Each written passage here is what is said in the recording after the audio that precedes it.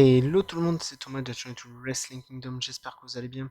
Aujourd'hui on se retrouve pour la preview du pay-per-view AEW Revolution qui aura donc lieu le 6 mars. Nous commençons donc par le premier match qui est un match du buy-in, qui oppose donc Legit Layla Hirsch contre Chris Statlander. Donc ces deux anciennes amies qui se sont affrontées plusieurs fois en indie, et pour ceux qui n'ont pas suivi, Layla Hirsch en gros a récemment, on peut dire, pété un câble et trahi Chris Statlander. Donc il y a une petite rivalité qui s'est formée entre elles, et j'avoue je suis assez content que ce soit dans le buy-in, car c'est une rivalité, je veux dire, qui n'a pas été assez travaillée à mon goût. Je veux dire, voilà, on les voit de temps en temps s'attaquer, s'insulter dans des interviews, mais je veux dire, je trouve qu'elle n'a pas été assez batchie pour être dans la carte principale. Donc je suis assez content qu'elle soit dans le buy-in, mais malgré tout, le match risque d'être intéressant, car c'est deux superbes catcheuses très talentueuses, et que j'aime beaucoup par ailleurs. J'aime beaucoup les deux. Dans l'histoire, je connais quand même plus Layla Hirsch, mais en vue de la rivalité et du fait que Layla a attaqué Chris, je pense que Chris va remporter le match, et soit la rivalité va se finir là, soit elle va encore attaquer dans le dos, et après ça finira peut-être dans un match tag team avec une personne du côté de Layla Hirsch et peut-être Red Velvet du côté de Crystal Lander. Enfin voilà, je sais pas, mais en tout cas, je verrai bien une victoire de Crystal Lander pour le match. Nous passons donc au second et dernier match du buy-in. Donc on opposera Hawk contre QT Marshall. Bah, ce match peut être intéressant, mais j'avoue, je pense que ça sera un match assez rapide avec une victoire de Hawk, car quand vous voyez Hawk ce qu'il a fait auparavant, il domine clairement. Et je pense que la AEW tient quelque chose avec Hawk, et que ça serait, je pense, mal vu de le faire perdre contre QT Marshall, même si QT Marshall est un excellent catcheur d'expérience. Hawk est une star en devenir, et je pense qu'ils vont justement miser sur une série d'invincibilité, et qu'après peut-être qu'ils soient à la course d'un titre, soit peut-être qu'ils prennent le titre de Ricky Starks pour retrouver le titre de son père, soit peut-être au TNT. Je verrais bien par exemple un Hawk contre Sammy Guevara. Parce que même s'il est excellent, je vois pas de suite la course au titre mondial. Je pense que ce serait quand même un peu trop tôt. Donc pourquoi pas la course au titre TNT pour lui. Donc pour moi, victoire de Hawk, et pour moi c'est presque logique que ce soit lui qui remporte le match, quoi. Nous arrivons donc à la carte principale, et nous commençons donc avec les matchs pour le titre tag team de la AEW, qu'opposera donc les champions Jungle Boy et Luchasaurus contre Red Dragon, Bobby Fish et Kyle O'Reilly contre Young Bucks. Premièrement, c'est un match qui me hype énormément. Bon, j'ai envie de dire tous les matchs de la carte me hype. Euh, Match qui risque d'être fort intéressant et assez cool à suivre, car on a Red Dragon, Young Bucks qui ont un peu une relation de frère-ennemi. Disons, ils ont Adam Cole qui essaye de faire le porte-parole des deux, d'essayer comment expliquer ça, de calmer les deux équipes, enfin qu'elles soient main dans la main. Mais là, vu que Adam Cole sera pas là, je pense qu'il y aura beaucoup de dissensions, et que c'est sur ça que le match va beaucoup se jouer. Je pense que on va débuter le match avec peut-être une association des Bucks et Red Dragons contre Jungle Boy et Luchasaurus, où on va croire que Luchasaurus et Jungle Boy vont se faire dominer de A à Z. Mais je pense qu'à un moment donné, il y aura une petite erreur de parcours. Par exemple, je sais pas, les Young Bucks font un super kick, Jungle Boy il esquive, un des Red Dragons prend le super kick, ou alors pareil, mais du côté inverse, et qu'après ça crée une descension et qu'au final ils se mettent sur la gueule. Et je pense que justement, ils vont tellement se mettre sur la gueule que ils vont pas se focaliser sur les titres ni sur les champions, mais plutôt sur leur tension, et au final, ils vont perdre le match. Et je m'attends également que ça va conduire à une rivalité, et pourquoi pas à une rivalité trio. Je vois bien par exemple Adam Cole et Red Dragons contre Young Bucks et Omega. Je vois bien une rivalité de ce genre. Donc pour moi, victoire et donc conservation des titres de Jungle Boy et Luchasaurus. Nous passons donc au prochain match qui sera pour le TBS Championship, qu'opposera donc la championne Jade Cargill contre la challengeuse Tai Conti. Un match qui peut être assez intéressant, car d'un côté on a Jade Cargill qui est clairement invaincu, voire même invincible, et de l'autre on a Tai Conti qui est une personne déjà que j'adore depuis qu'elle est catcheuse. Je veux dire, depuis NXT, j'ai tout le temps adoré cette catcheuse et j'ai tout le temps trouvé qu'elle s'améliorait, je veux dire, elle se casse le cul chaque fois à s'améliorer niveau in-ring. Et franchement, je la trouve excellente comme catcheuse.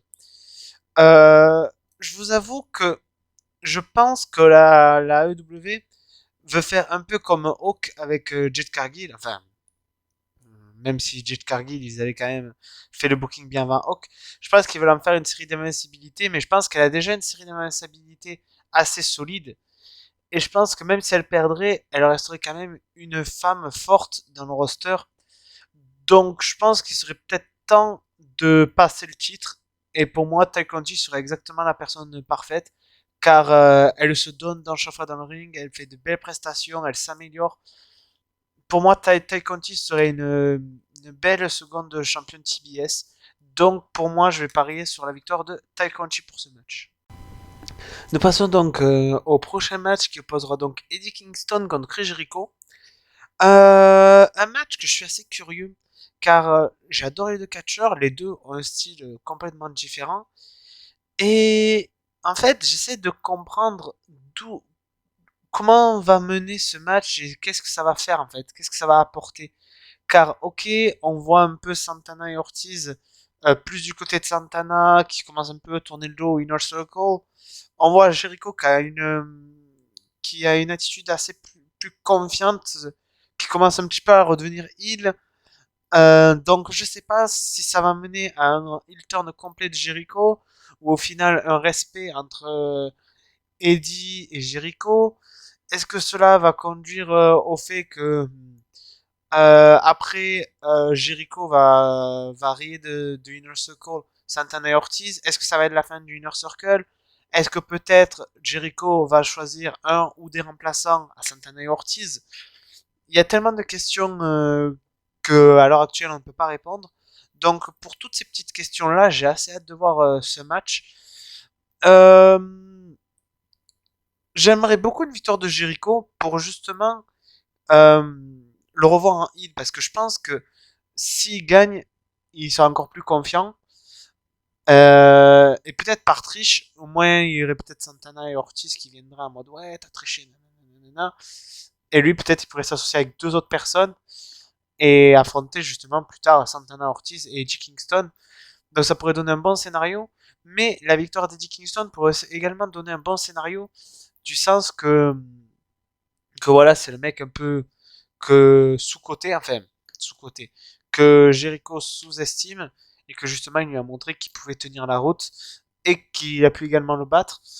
Mais là, j'ai parlé plus côté favoritisme et je vais quand même dire Jericho, même si j'adore Eddie Kingston, j'ai envie de voir plus une victoire de Chris Jericho. Donc pour moi, victoire de Chris Jericho. Nous passons donc au prochain match qui sera The Face of Revolution Ladder Match où le gagnant obtiendra une chance au titre TNT. Donc on aura Orange Cassidy contre Wardlow, contre Keith Lee, contre Wardlow, contre Ricky Starks. Fait à noter, c'est qu'on a deux membres de Team Taz et que c'est la première fois, je crois, qu'on a autant de big guys dans ce style de match. Donc, je m'attends à une association entre Wardlow et Ricky Starks pour ce match.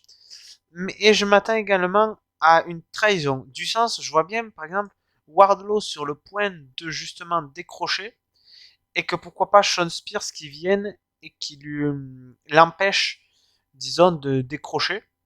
Ou, inversement, je vois sinon le scénario où justement Wardlow remporte le match, et que suite à cela, il a une chance au TNT, et que soit il gagne, soit il perde, mais qu'après il quitte MJF et Sean Spears. Après, en seconde option, j'aimerais beaucoup Keith Lee. Voilà. Parce que je pense que Orange Cassidy n'a pas besoin de cette victoire pour avoir une chance à un titre. Donc c'est pour ça que je vais pas dire Orange Cassidy. Ricky Starks a déjà le titre FTW, donc pour moi ça servira à rien qu'il ait deux titres. Et Powerhouse House, je sais pas, je ne le vois pas avoir une chance au titre. Je sais pas pourquoi. Autant il est très très bon, mais je vois pas. Donc pour moi, ça se jouerait entre Keith Lee et Wardlow. Mais j'ai plus parié sur le côté Wardlow, car Keith Lee vient juste d'arriver Je pense que ça serait un peu beaucoup. Hop, t'arrives, pam, t'as une chasse pour le titre. Donc pour moi, victoire de Wardlow. Nous passons donc au prochain match qui sera pour le Women's World Championship, qui opposera donc la championne Britt Baker GMD contre Thunder Rosa. Un match que j'attends beaucoup car leur précédent affrontement, j'avais juste surkiffé, surtout leur match hardcore, il était exceptionnel. Pour moi, les deux, elles font partie des meilleures catcheuses au monde. Que vous aimiez ou non Britt Baker et tout, vous pouvez juste reconnaître qu'elle est excellente dans ce qu'elle fait. Et Thunder Rosa, j'avoue, Thunder Rosa, j'ai pas vu beaucoup de personnes qui ne l'aimaient pas. Car voilà, c'est une excellente catcheuse. Pour moi, Britt Baker, elle a tout fait avec le titre. Pour moi, si elle conservait, ça servirait à rien parce que voilà, elle affrontera encore d'autres personnes et ça servirait à rien. Donc pour moi, c'est le moment de changer. Et pour moi, Thunder Rosa serait la bonne option. Donc pour moi, victoire de Thunder Rosa pour ce match. Nous passons donc au prochain match qui sera John Moxley contre Bryan Danielson. Un match qui, je rappelle, Bryan Danielson voulait avoir John Moxley dans son coin, enfin dans son équipe. Et John Moxley lui a dit, je me mets jamais en équipe avec des personnes avec qui je n'ai pas saigné auparavant. Donc je m'attends à un match très brutal, je m'attends à du sang déjà dans ce match, je m'attends que les deux vont se déchirer la gueule. Je m'attends vraiment à ça.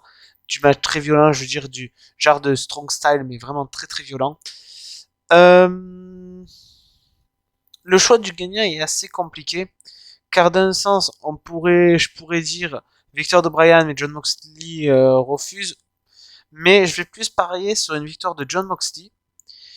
Et que, voilà, à la fin, John Moxley, bon, il rejoint pas Bryan. Et qu'au final, on ait un début, que personne attaque John Moxley, et que justement, la personne qui attaque John Moxley fasse équipe avec Bryan. Et je ne sais pas pourquoi, je vois très très bien Cesaro. Un côté violent, un côté un peu comme Bryan qui peut être brutal. Je vois bien tellement un Cesaro et Bryan Danielson en heel, en team. Ça pourrait donner quelque chose d'assez intéressant. Et John Moxley pourrait par la suite s'associer avec... bah, il y a tellement de possibilités, en fait. Donc, hâte de voir. Mais je sais pas, je m'attends peut-être à la fin du match à un début. Soit une personne pour Moxley, soit pour Bryan. Mais je m'attends à un début. Mais en tout cas, comme j'ai dit, je vois bien une victoire de John Moxley. Nous passons donc au prochain match qui sera un Tornado Trios match qu'opposera donc Matt Hardy avec Andrade El Idolo et Isaiah Cassidy de Private Party contre Sammy Guevara, Darby Allin et Sting. Un match qui est cool car j'aime bien la rivalité un peu entre les deux clans, si on peut dire, même si Sammy Guevara n'est pas trop dans le clan Sting et Darby, mais qu'il a été plus là euh, pour avoir un troisième membre, disons. Je m'attends tout de même, même si je pense qu'il y aura quand même des petites dissensions, je m'attends à une victoire de Sami, Darby et Sting. Et par la suite, pourquoi pas Matardi qui en a marre, qui laisse son groupe et que justement on le voit pas peut-être pendant quelques semaines et qu'au final il s'associe avec Jeff Hardy. Enfin, Jeff Hardy fait ses débuts et il reforme les Hardy Boys pour pourquoi pas recapturer une dernière fois des titres tag team. Donc pour moi voilà le scénario. Je vois une victoire du coup de Darby et Sting et Sami pour que par la suite Matt quitte son clan et reforme les Hardy Boys quand son frère arrivera. Nous passons au prochain match qui est le Dog Collar match entre CM Punk et MJF, une des toutes meilleures rivalités actuellement, pas que à la AEW mais dans le catch en général. Je trouve les deux en promo, ils sont juste, mais c'est une pépite. Franchement, Punk juste excellent au micro comme d'hab, MJF qui arrive quand même à être au niveau d'un CM Punk au micro qui est juste le king. Franchement, cette rivalité, je pense que c'est une de mes grandes favorites. Et j'ai très très très très très hâte de voir ce match. En plus, le tout premier match qu'il y avait eu, qui avait opposé Brody Lee contre Cody Rhodes, j'avais adoré. Si je peux vous conseiller certains matchs de cette stipulation, il y a Roddy Piper contre Great Valentine qui est légendaire. Vous avez justement le CM Punk contre le Raven, donc CM Punk n'est pas étranger à cette stipulation. Vous avez également avec mince, comment il s'appelait, Junkyard Dog qui a fait aussi cette stipulation. Il y a tellement de matchs comme cela, enfin de bons matchs comme cela que je pourrais vous en conseiller plein. Et même MJF, j'avais regardé ça. Il avait eu un match en indie dans cette stipulation-là. Par contre, je ne sais si c'était contre Eden Page. Donc, c'est deux personnes qui connaissent ces stipulations. Déjà, ce match va être violent. Parce que c'est rare une stipulation comme ça qui n'est pas du sang. Euh, J'avoue, euh, j'aimerais bien une victoire de MJF. Il y en a qui vont dire oui, revanche de CM Punk, il faut que CM Punk gagne. Je suis aussi d'accord. Mais j'ai envie de dire, j'aimerais une victoire de MJF pour que tout simplement il soit propulsé un peu plus que ce qu'il est déjà et qu'il obtienne une chance au titre et pourquoi pas qu'il devienne champion. Donc pour moi, j'ai envie de parier sur une victoire de Maxwell Jacob Friedman, donc MJF. Nous passons donc au main event qui sera pour le AEW World Championship que posera donc le champion Hangman Page contre Adam Cole. Un match qui, comme tous les autres d'ailleurs, risque d'être intéressant car ces deux catcheurs qui se connaissent très très bien, ils ont été dans le Bullet Club ensemble, je veux dire, ils se connaissent parfaitement. Le choix va être compliqué car j'adore mais vraiment énormément les deux. D'un côté, on a Hangman Page qui est champion depuis pas si longtemps que ça, donc ça, s'il perdait déjà le titre, je crois que ça serait le règne le plus court de l'histoire du titre World.